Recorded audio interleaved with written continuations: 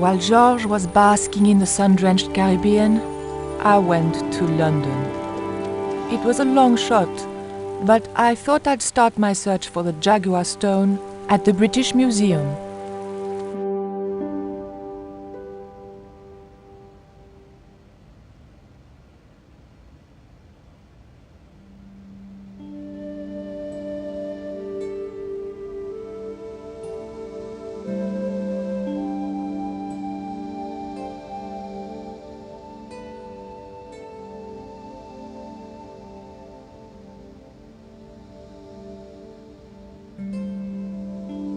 It was a phone, probably for staff only. The two Japanese girls were inexplicably amused by something. There was nothing very useful in my bag, just a single hair clip.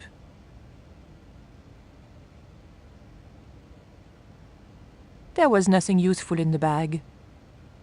It was a hair clip.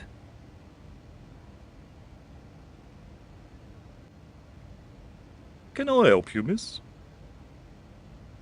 Have you ever heard of an English sea captain called El Draco? El Draco? Not a very English name. I think that's what the Spanish would have called him. It was about the time of the conquistadors. 16th century. Oh, I know. That's what the Spanish called Sir Francis Drake. Francis Drake? Have you got anything here that belonged to him? Indeed, miss. We have a couple of artifacts he brought back from one of his journeys. I didn't think the museum attendant would be interested in a hair grip. Not even a cute one like this. Thank you, you've been most helpful. There was a huge carving of somebody who must have been important once. There was nothing I wanted to do with the statue except find out where he bought his hat. Très chic. It was a small, flat square of polished obsidian. Nothing like the one I was looking for. According to the caption, this was the scrying mirror given to Dr. John Dee by Sir Francis Drake.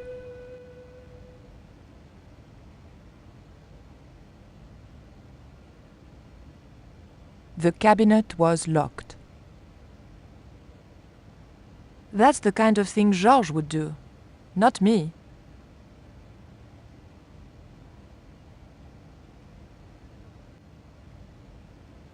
I wanted nothing to do with that statue. It made me nervous somehow. The display case contained a couple of vases.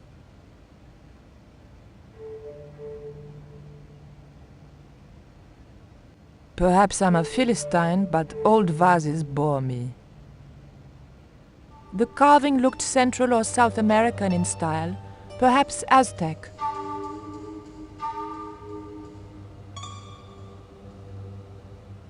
I doubted I could sneak this enormous stone out under my jacket. It was a woven wall hanging with a South American design.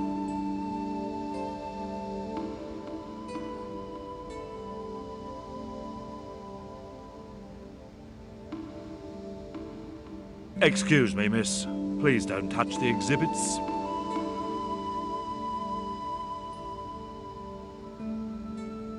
It was a stone identical in size and style to the coyote stone. However, this stone bore the image of a jaguar.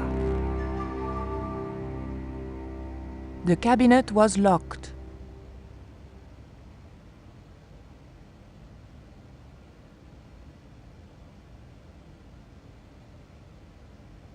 Bonjour. I wonder if you could help me. Ohayou gozaimasu. What's so funny? Oh, never mind.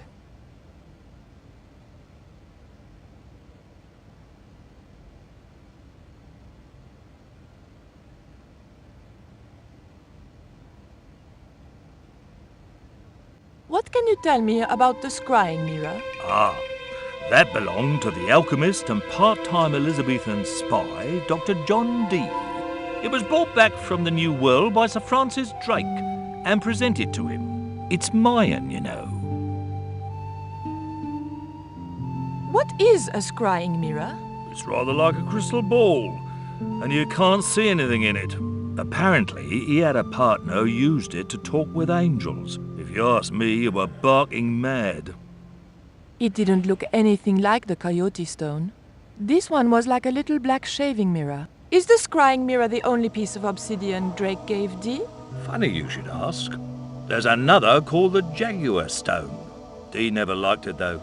Said there were angels in the mirror, but devils in that stone. Can I take a closer look at Dee's mirror, please? No, you cannot. That's why the cabinet is locked. They tried some newfangled interactive scheme, and you can guess what happened. Bloody kids ran off with half the exhibits. Hands-on experience, my foot. In my days, it was hands off. I ask you, what do kids know about ancient Mayan civilization? Nothing. Can you tell me something about the Jaguar stone? Certainly, miss. The so-called Jaguar Stone was brought back from the Americas by Sir Francis Drake and presented, with, as you already know, the more famous scrying mirror, to John Dee. The old loony didn't like the stone, though. Reckoned it was tainted by the devil. Come along, miss. I'll show you the mirror. I've already... Oh, never mind. There. John Dee's famous scrying mirror, given to him by Francis Drake. Do you know if this mirror has any relevance to Tezcatlipoca? Who? I can't even say it. Ah, there's someone here who'll be able to help you better than me.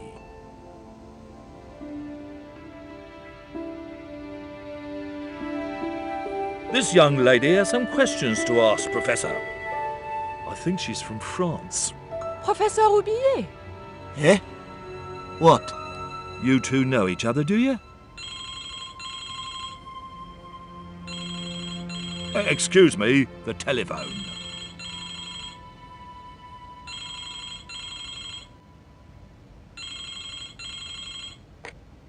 We meet again. Mademoiselle? France, eh?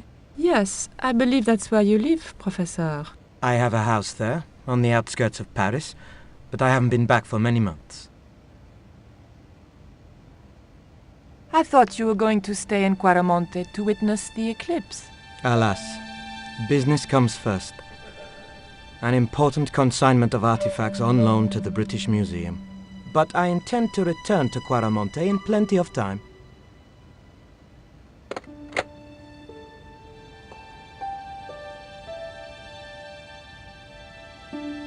Professor Roubillet, your taxi's here. If you'll excuse me, I have some urgent business to attend to at the docks.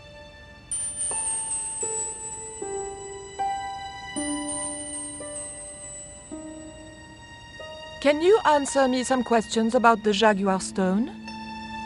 Certainly, miss. If you just step this way.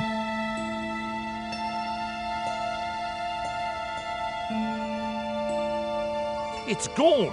Some sods half-inched it. Half-inched? Stolen it, miss. Never mind. The silent alarm will have been tripped. I'm afraid nobody can leave until our crack security team gets here. How long will that take? Could be a while. I think it's their tea break. The thief could be miles away by then. Don't you worry about that, miss. Just don't try to leave. It was too much of a coincidence that Roubillet showed up and the stone promptly disappeared. I didn't have time for their crack security team to finish their tea. I had to get after him.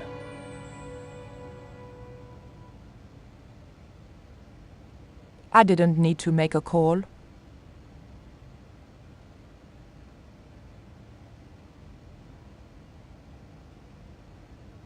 Excuse me, miss. Please don't touch the exhibits.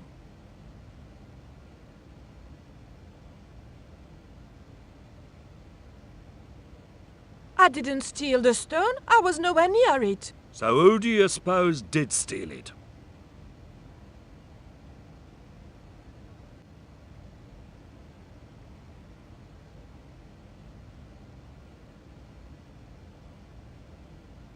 It must have been the Japanese girls. Did you see them touch the cabinet? Not exactly, but they're laughing about something. All girls giggle, especially Japanese ones. Don't you think it's suspicious that Oublié has urgent business at the docks? Not in the slightest, young lady. He's gone to oversee the unloading of cargo, an exhibition of Mayan sculpture on loan from Mexico City. What's the name of the ship? The Xibalba Princess, moored down by Tower Bridge. Why do you ask? Just wondering. Thank you, you've been most helpful.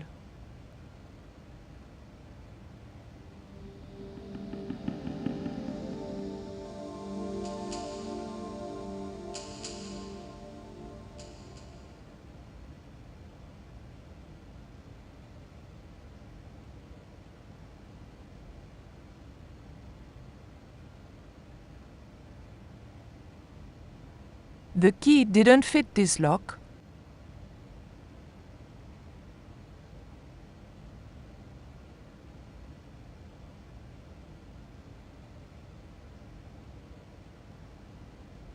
The key unlocked the case.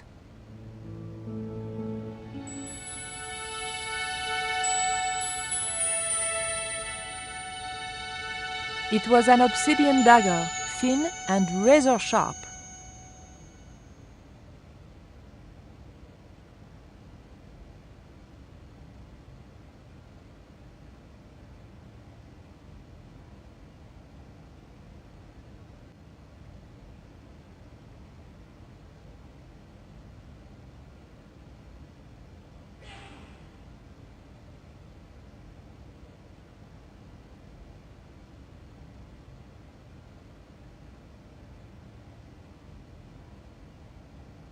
Take a look at this.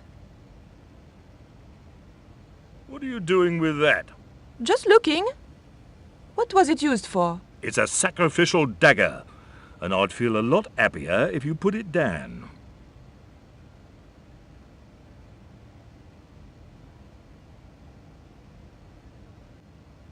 Thank you, you've been most helpful.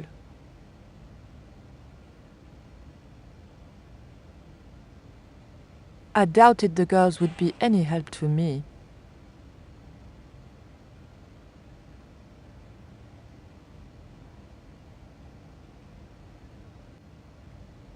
All that was left inside the cabinet was a card describing the missing stone. It would probably be less suspicious if I kept away from the empty case.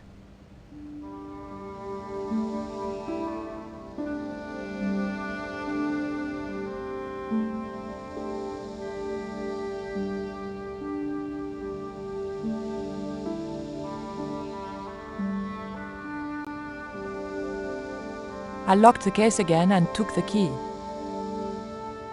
It was the key to the museum display cabinet. That won't do. I don't think so.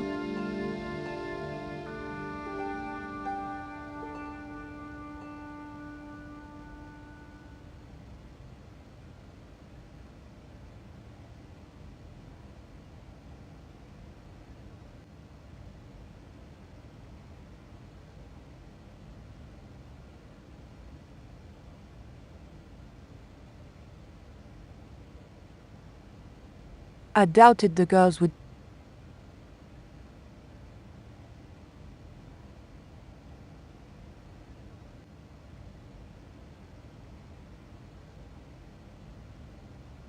Look at this. The thief left this key in the cabinet. Oh dear. Oh dear, oh dear, oh dear. That makes the theft an inside job, right? Oh dear.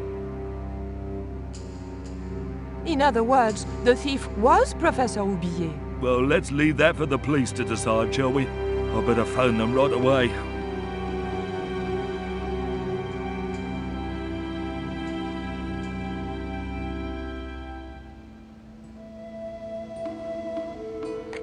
Hello? I knew I had nothing to worry about if the police were called. Yes, I'll hold. But I had to catch up with Oublié, and fast.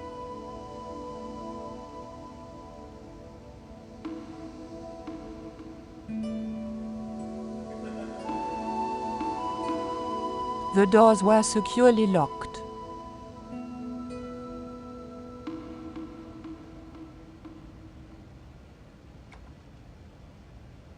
I levered the handle open with the thin dagger.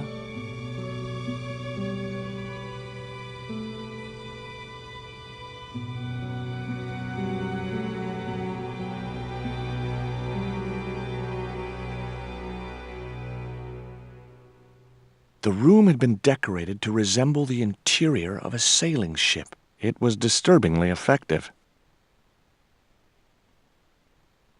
It was an old book with spidery writing covering the open pages. It was a beautifully crafted model of a sailing ship.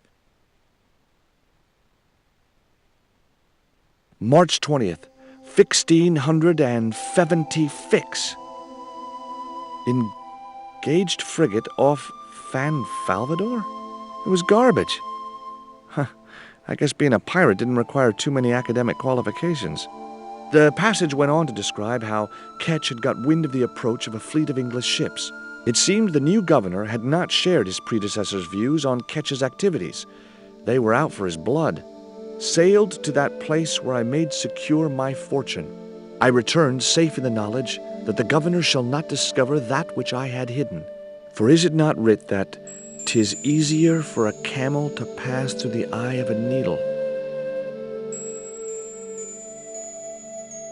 The ship looked too fragile to touch.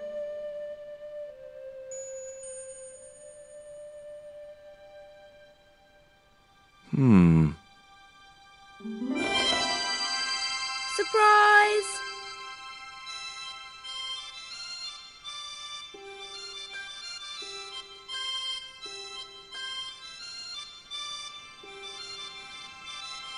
What the? Who are you? I'm Emily. What were you doing in there, Emily? Hiding. What are you doing here? Grown-up stuff. Grown-ups? Pfft, I'm never going to grow up, I'm not. You shouldn't be here. What's your name? I'm George. Pleased to meet you, Jaws. George. Jaws? Jeez. Make your mind up. What can you tell me about Captain Ketch? That's him on the wall, in the picture. Yeah? Boy, that's interesting. He was a sailor captain. This is his house. Why don't you go play with Rio? I'm not allowed. How come? 'Cause Aunt Frost says I'm not allowed out of the house. That's why, Mr. Nosybeak. Too bad. Why don't you ask your other aunt if you can play with Rio? Aunt Mina's cuckoo.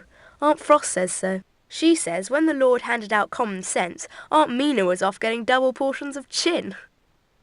That Rio's a smart kid. He helped me outwit Bronson. Rio is clever. He can spit ever so far. I bet you can't keep this piece of coal in your mouth for the next half hour. Could too. I could keep it in my mouth for hours and hours and hours. Yeah? Go on then. Prove it. Don't want to. And if you try to make me, I'll tell Aunt Mina. Would you like to play darts? No? Oh, come on. I'll throw, you catch. That's dangerous. Darts will stick in me and make me bleed. Look, an ancient Mayan stone. Is that a magic stone? Well, I don't know about that. No. Do you know how to use a theodolite? We don't learn anything about surveying at my school. Not until 5th grade.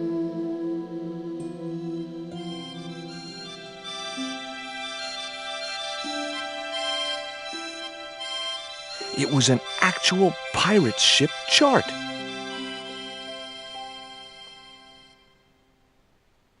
Okay, I've had my hands on an historical document. Now what?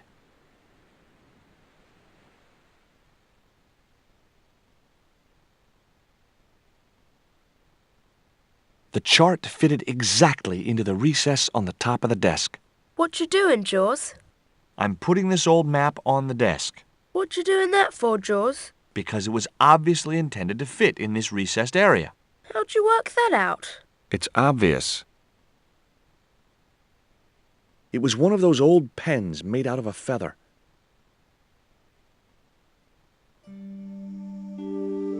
That might come in useful in ticklish situations. What you doing now, Jaws? Knock it off, will ya? There's something you ought to know. I don't buy cute or lost puppy. I'm just borrowing this feather, that's all. Why? I might be able to make use of it. You gonna steal it? That's bad. I'm gonna tell on you. No, don't do that. Why not? Well, because I'm not stealing, just borrowing. It was an indented well in the corner of the desk. I guess it was intended to hold ink, but it seemed unnecessarily wide. Maybe Ketch had used it to hold his rum bottles steady in heavy seas. The desk had obviously been cut to fit the chart, or maybe vice versa. That looked like that's where it was supposed to be, so I left it there.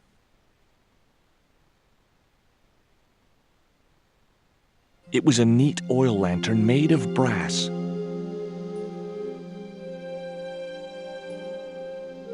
Holding that lantern, I felt kinda biblical, like Jesus or Florence Nightingale.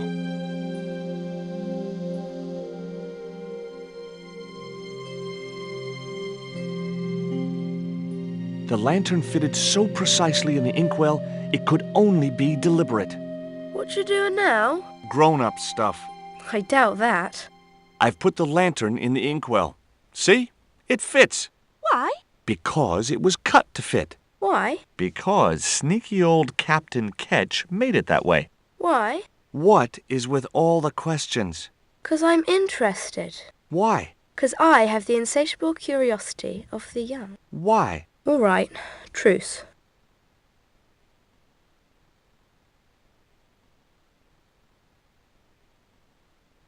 It was the quill I'd found in the Ketch Museum.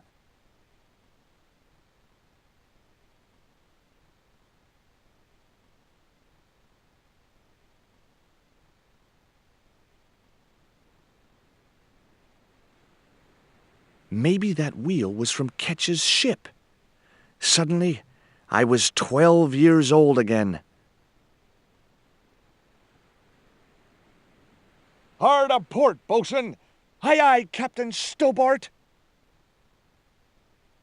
She cannot take it, Captain! My lad's dead. Abandon ship!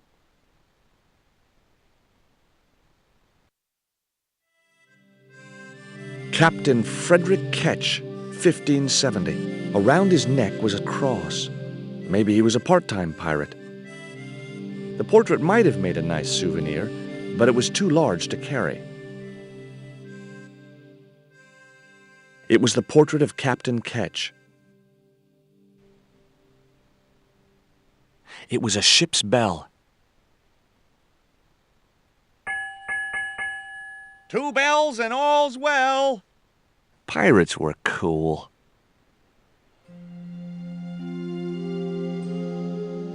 It was an old wooden barrel. Maybe it was from Ketch's ship.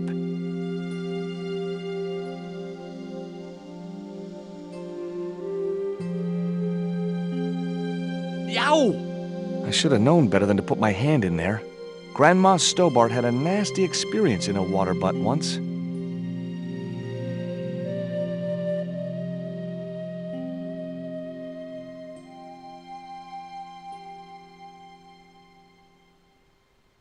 Why don't you run along and play? Aunt Mina told me, stay out of mischief. Well, that doesn't mean you have to stay indoors, does it? On a beautiful day like today? There's a storm coming. Oh, nuts. You don't know that. I do so. I can see the whole world from the window. Yeah, well, like I said, I'm busy. That cross you're wearing, Emily, It's my lucky Jesus cross. it's just like the one Captain Ketch wore. Uh-huh. Can I borrow it? Uh-uh. What would you trade for that cross, Emily? A puppy. Well, I don't happen to have a puppy in my pocket right now. Can you think of anything else you'd trade? Don't know.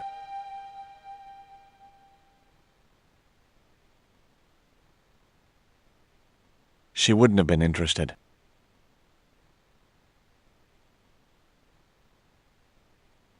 It was Captain Ketch's sea chest. Its battered appearance hinted at salty tales of maritime adventure and swashbuckling. Long months at sea with a rum-sodden, mutinous crew, hardtack and scurvy. And this chest, full to the brim with Ketch's loot, pearls, diamonds, emeralds, and doubloons. On the other hand, it could have been full of spare blankets.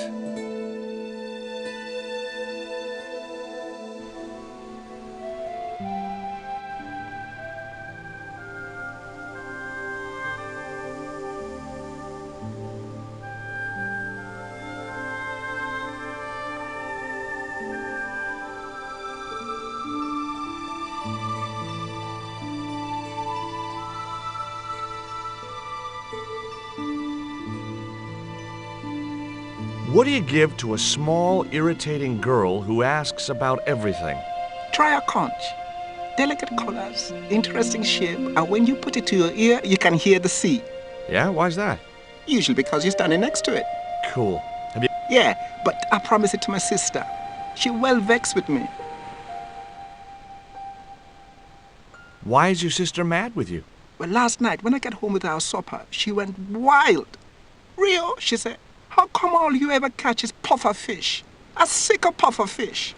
What I want is tiger fish. So don't bother come back home till you catch one, boy. I don't see how I'm gonna catch no tiger fish.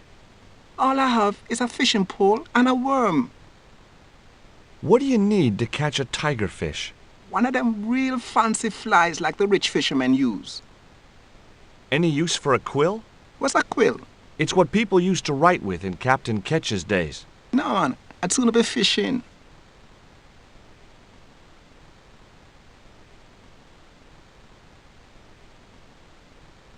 Nope.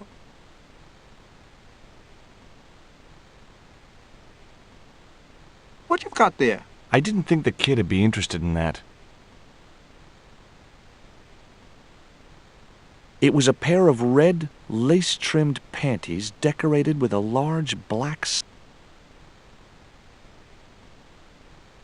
That wouldn't... No, I had to... That isn't it at all. I don't think so.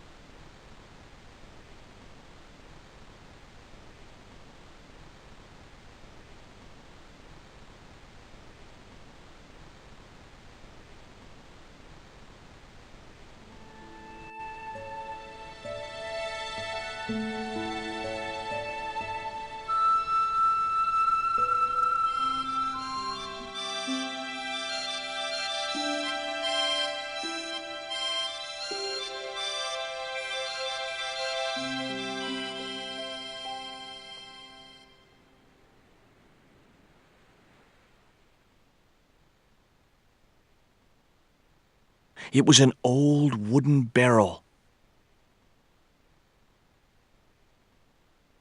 It was a shiny and very sharp-looking pirate's cutlass.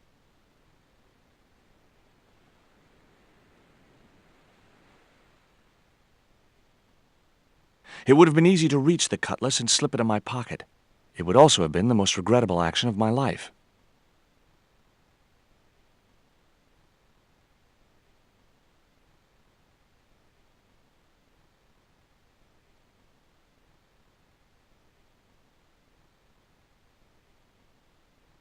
There were several things I wanted to say to that awful kid, but I held my tongue.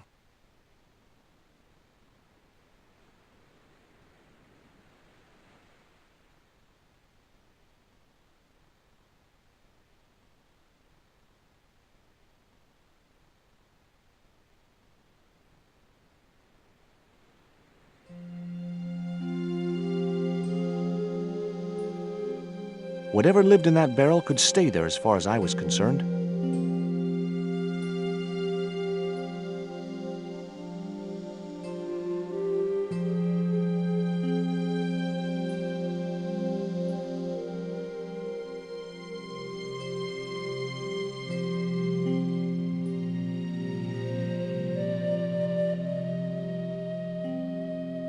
Whatever lived...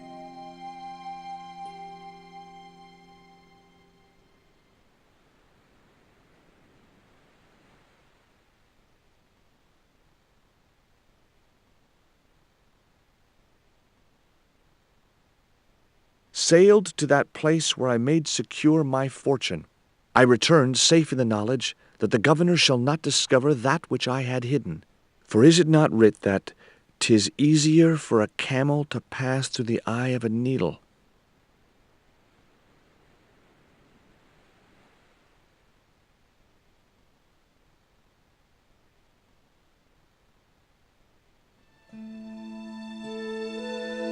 It was firmly attached to the desk.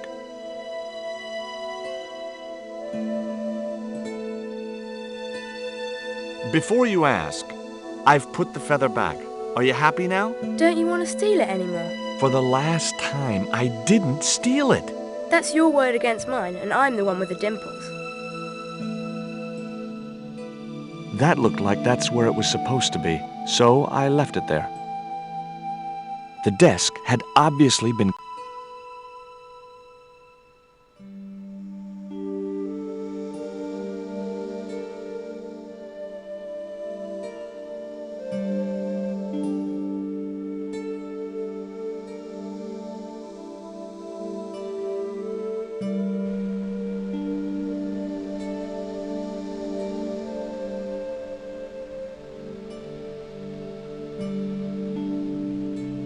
The cat made short work of the feather, tearing it into a blizzard of small pieces.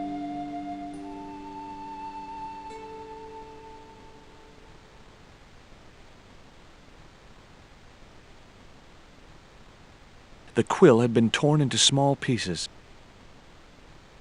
I wasn't convinced that was the right thing to do.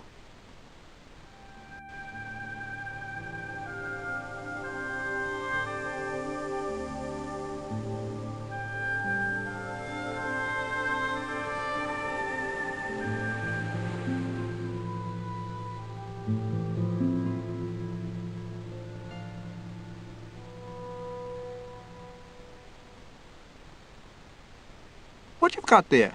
Hey, this is just what you need to make a fly. Thanks. Let's hope them tiger fish hungry. A deal's a deal. Here's a conch.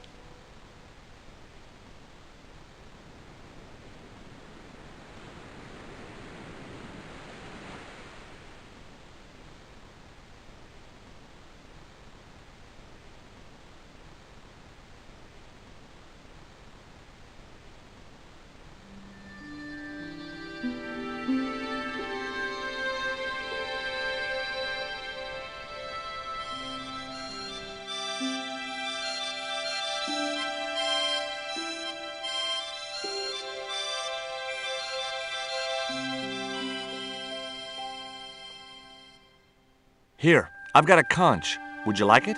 Dunno. Aunt Frost told me never to take presents from strange men. I'm not a strange man. Then why are you called Jaws, Jaws? That's a stupid name. I'm not called... Look, conch, pretty. Swap for the cross, yes or no? Right, this thing's going out the window. Okay, we'll do swapsies.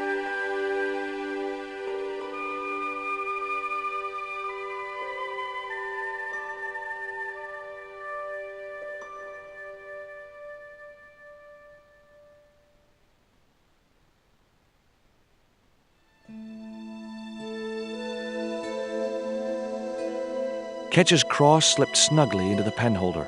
Before you ask, I've put your cross in this little hole in the desk. Why?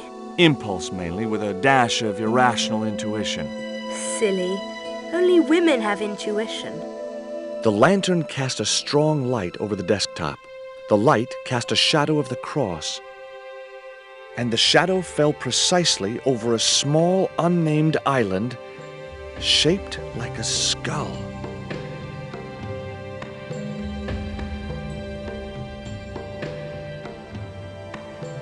That must be it. Ketch's Treasure Island. Uh-oh. That's Zombie Island. It's a bad place. No kidding? Well, bad place or not, that's my next port of call. Can I come too? The hell you can. I never get to leave the house. There were several things I wanted to say.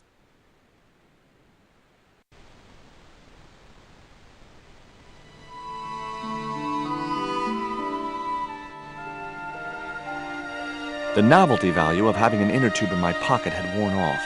I left it there.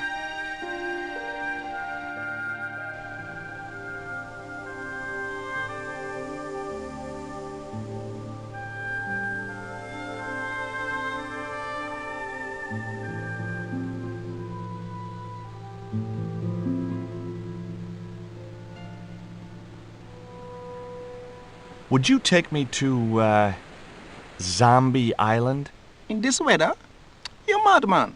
The rain will keep the zombies indoors. Just say I did meet a zombie. What would you do? There ain't no zombies on Zombie Island. At least, not anymore. It's uninhabited. Good. What do you mean, not anymore? You still want to go? I guess. Well, I ain't had no luck with them tiger fish. And with the mood my sister is in, I'll be safer with the zombies.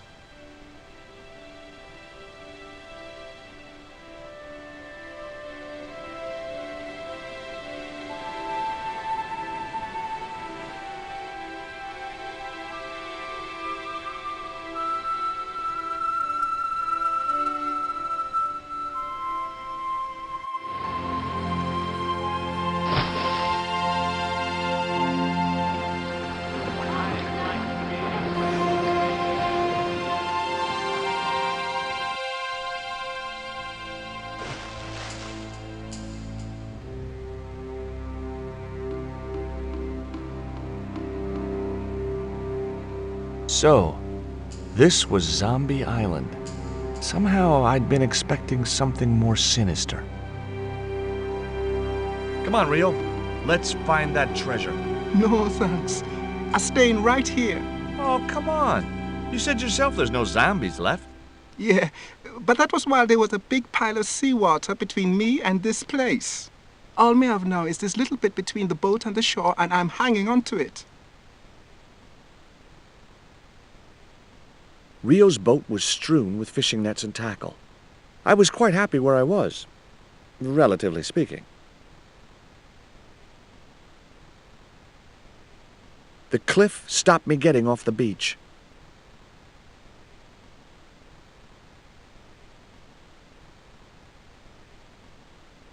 The outcrop was about the only feature on the cliff face. The cliff was steep. Too steep to climb without handholds. And I couldn't find any.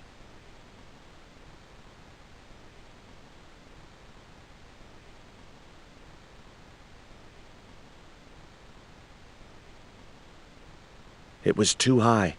I couldn't get up there.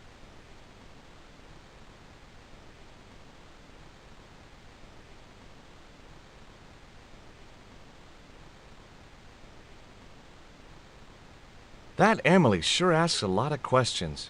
Rest it, man. This whole Emily business just isn't funny. Look, we're obviously at cross purposes here. I'm talking about Emily Ketch. Yeah, and so am I. She was my friend. Her aunts hated it, but we did move together, you know. She used to be real keen at hide and seek. It could take hours to find her. One time, the last time, it took days. She must have shouted and screamed herself hoarse, but there was nobody to hear her. Where'd she hidden herself? Captain Ketch's old sea chest. The only way to open it was from the outside. Suddenly, I didn't feel so good. We never exchanged another word about Emily Ketch. Could I borrow your net?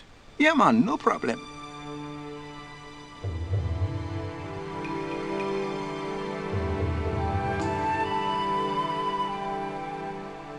You planning on catching some fish? Nope. I'm after a big rock.